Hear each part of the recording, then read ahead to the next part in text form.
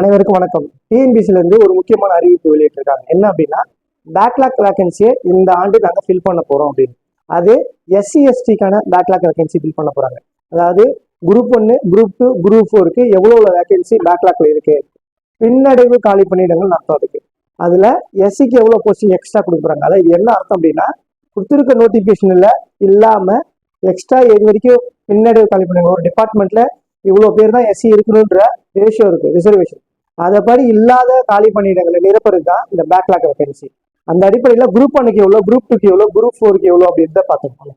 Group 1க்கு பொறுத்த வரைக்கும் 12 போஸ்டிங் பின்னடைவு காலி பணியிடங்கள் இருக்குது. ஓகேங்களா?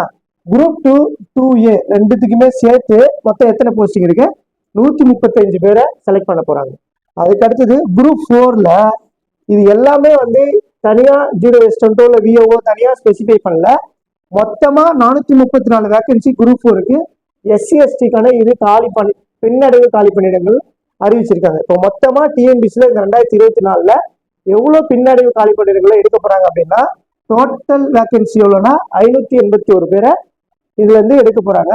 அதாவது கிடைக்குமா கிடைக்காதா அப்படின்ற ஒரு சந்தேகத்துல உள்ளவங்களுக்கு இது இந்த அறிவிப்பு என்பது ஒரு வரப்பிரசாதம் தான்.